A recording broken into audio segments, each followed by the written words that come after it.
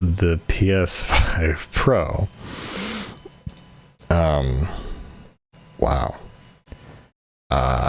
It's $700 US. No stand, no disk drive, no games. So you're paying, so it's $700 for the system. Then you're paying what, like 50? I did the math on. You're paying 50 for the stand, 100 for, PS Plus, 100 for the disk drive, plus one game. That's going to bring you up to about 1,000 USD. I'm thinking Sony's back. Sony is back, and it is making it's 2006 again, where this is an outrageous amount of money. If the PS5 was $500, that'd be kind of fun or interesting, but no, it is 700 flat. And if you're in non-America, that's going to adjust for conversion. So it's going to be, if you're an Australian or a euro, I guess it'll be well over $1,300, at least in Canadian Australian dollars.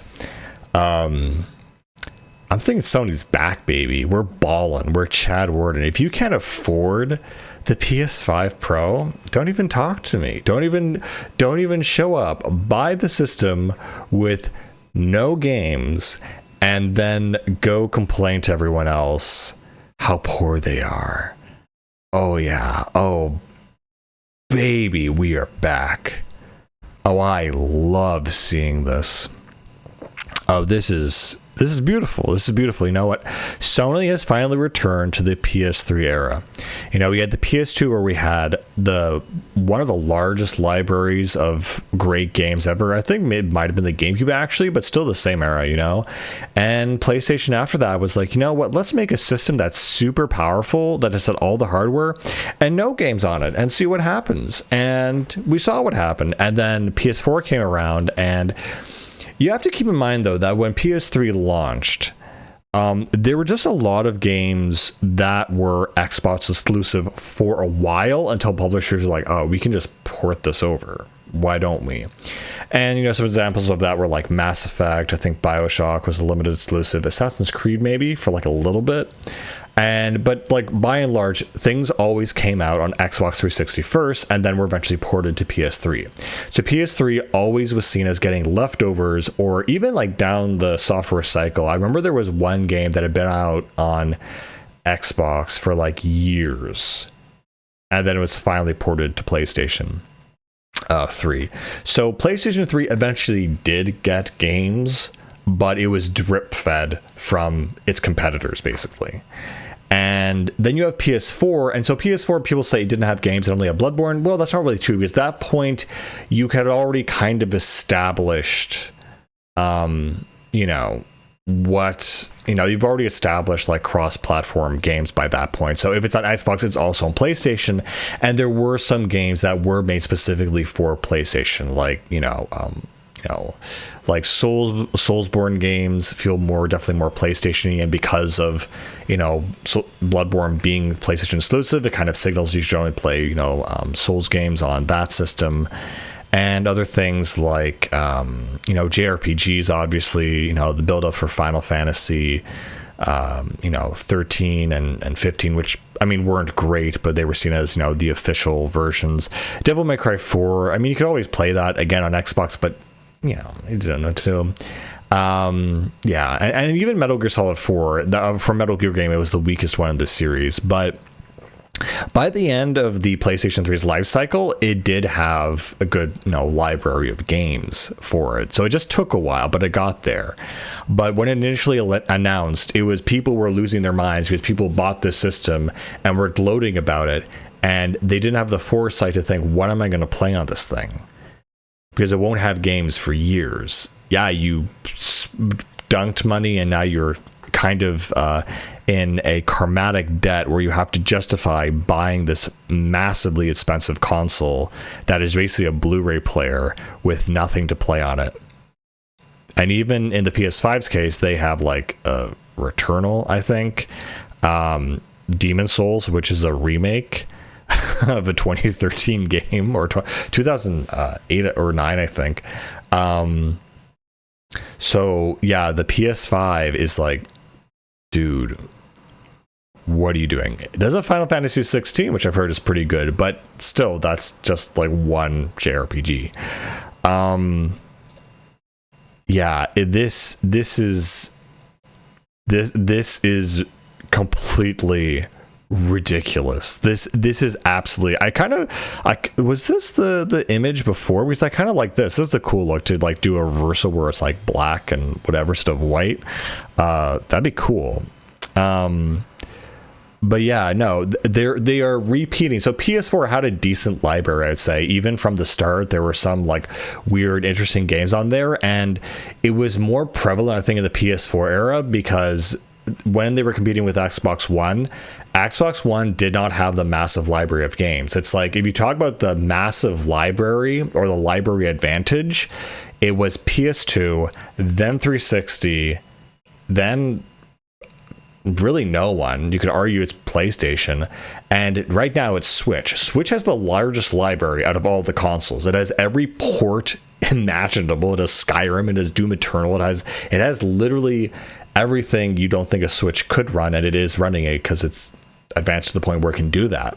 And so Switch has the library advantage at this point. And so, and again, Nintendo's just doing its own thing. They're not even competing directly, but PlayStation 5, we are reliving the glory days of the console wars, where you have an overpriced piece of hardware with nothing to show for it. No games, no software. PS3 has no games, has officially returned. Chad Warden, fly high, no lie, bawling, is here. And I am so happy. I am so happy that Sony's like, yep, let's burn our company down to the ground. Let's oh, this is just look at that. This is fantastic. You have to buy the stand separately. Just what are you thinking? What concoction? And even when they had Mark Cerny come on, or whatever his name was, you could tell that he was like really building up, like, oh, well, we're justifying with this and this and this. And then like the price point comes in as the music's dying down at the end. It's like he does all this really cool technical, thing. And at the very end, it has the price point, and it's kind of like an afterthought. Like, just don't really pay attention to that, guys. It's just there. It's a suggestion. Don't think about it. Hoping that you'll be so impressed by the graphic fidelity mode that you won't even notice the price point. You won't even think about it.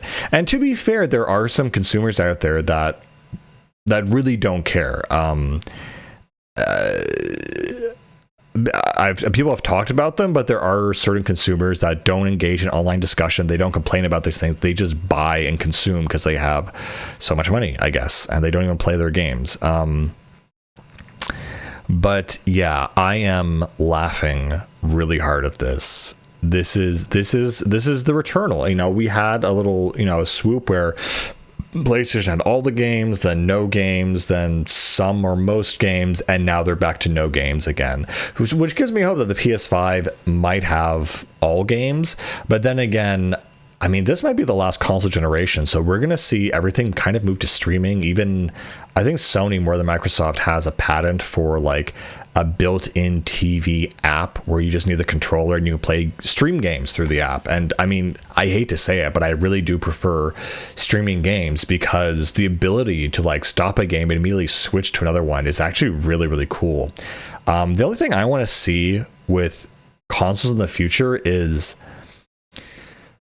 well, I want to say processing power, but that's not going to materialize in the effects I want to see, which is that I want to be able to navigate the system architecture lightning fast. I don't want to wait. Like just the basic things. When I click on settings on Xbox and it takes more than half a second to load, I want to reduce every single loading time. And because, by the benefit, or by the fact that as there is more data to stream, you are never going to get to that point where you literally get a faster menu, like something very basic, like a faster menu, faster, actual load times. Like load times have gone down, but it's still relative to the size of the game, and the sizes of these games, for at least Western games, are so bloated because, for remasters, it's AI upscaling, but for new releases, there's no excuse for it.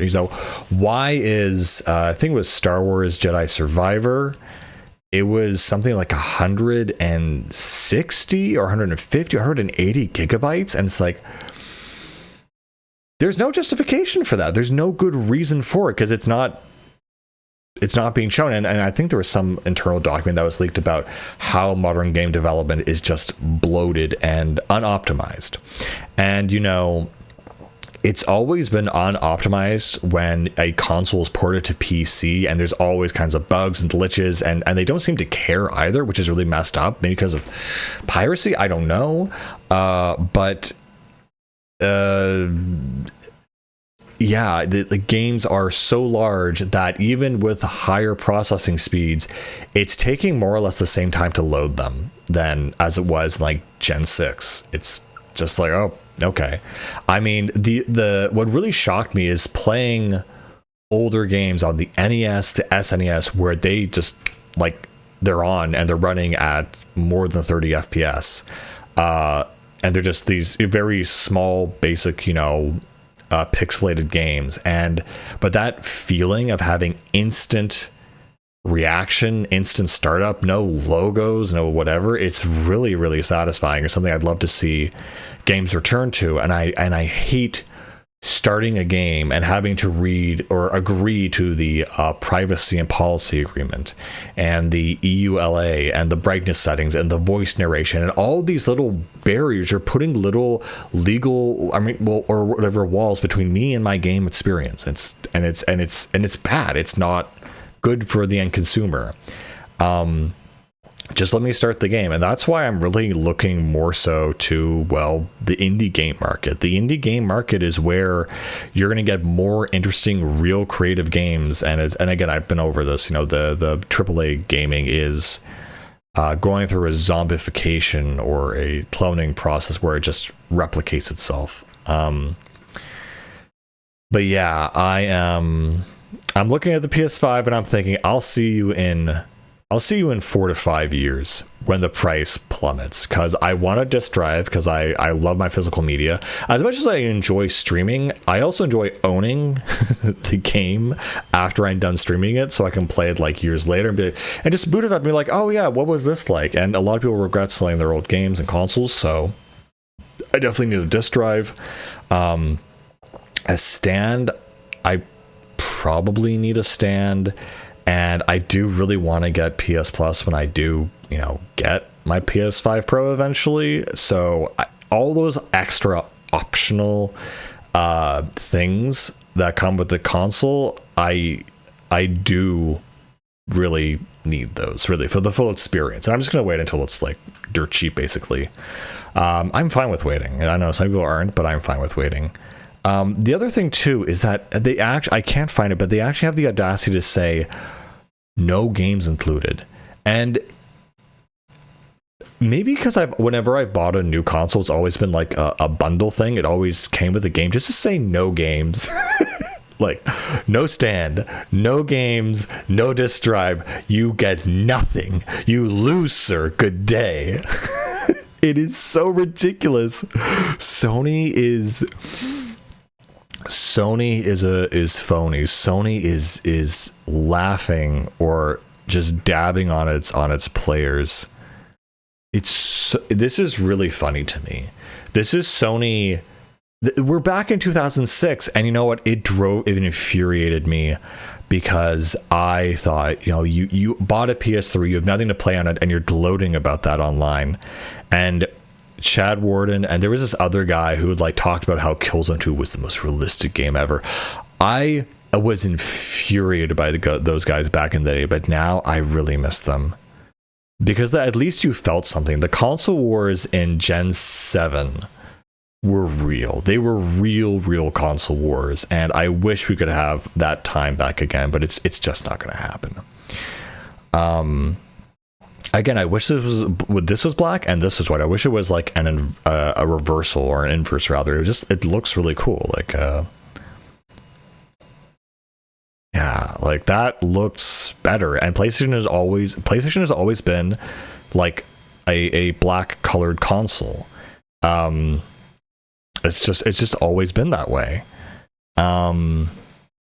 And they changed it for the PS5 because the Xbox was doing all black, so they had to differentiate themselves. You know, I mean, it's already like aquiline and curved and weird looking, so which already differentiates it from the Xbox monolith, right? But no, they're like, let's just go white with it. But this is the PS5 I want to buy. Or no, it was like this. Whatever this curvy weird thing is, that looks futuristic. That looks cool. That's the design I would want. But yeah, I've been planning to get a PS5 Pro because I bought my PS4 Pro, and at the time that I bought it, it had essentially just enough memory to run all the games that I needed. I mean, I think I can attach an external SSD or HDD for that matter, but I just don't want to do that. And if everything can be just stored on the console, I'd rather have it that way so I don't have to worry about data management. And even now, like after I bought all the games, the last game I played on my PS4 was what was it? Oh, Persona 5 actually. That was like the last game, and it's full. It's like full of, well, it says 1 terabyte internal storage, but then there's like a minimum required amount, and then like the amount for the operating system, obviously. So really it's actually 850 gigabytes around there. That's the actual max. And if you try to start a game, it needs that extra 150 free space for, I don't know, RAM purposes, even though it's memory. I don't know, but it needs a 150 gigs free. So it's really 850. But it doesn't matter regardless. Anyway, Sony, welcome back to sucking the fun out of everything for being an arrogant asshole. I know more people with Xboxes than PlayStations, and the PS4 seems to me more scalped than the Xbox. And me getting my Xbox Series X I was thinking about it because not only did it come with the Xbox, it also came with I mean, obviously a controller, but also 2 free years of Game Pass. And Game Pass being roughly $20 a month, that's actually a pretty good deal, which means I got like a $500 value, more or less. But with the PS5, for that money, for the money they're asking for this, with all the accoutrements, I could go on a very, very nice vacation. And again, I would like it to look like this. I don't know, is this real? Pro trailer. Okay, it probably is real. But yeah, this is the funniest thing to me. I hope you understand how funny this is. So it's so interesting that, you know, again, so Switch has the library advantage. Xbox has, I guess, the mid advantage. Like, it also has its Game Pass, which is a little more accessible, and it's, you know, whatever, and it's in this game library, which is pretty decent. I mean, it still really sucks now, honestly. All they have is like Halo and Gears, and now they're thinking about even like throwing that to you know, their competitors next generation.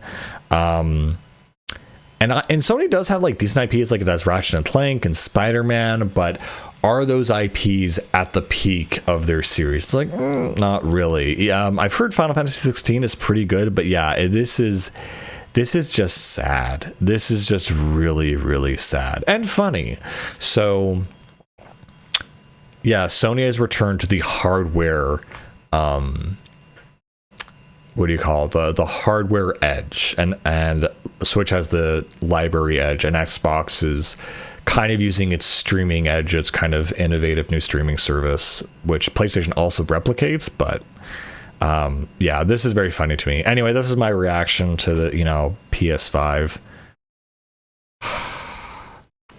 Guess you couldn't afford it, baby. This is so stupid. Anyway, I'll see you in like 4 years when I have one of these things.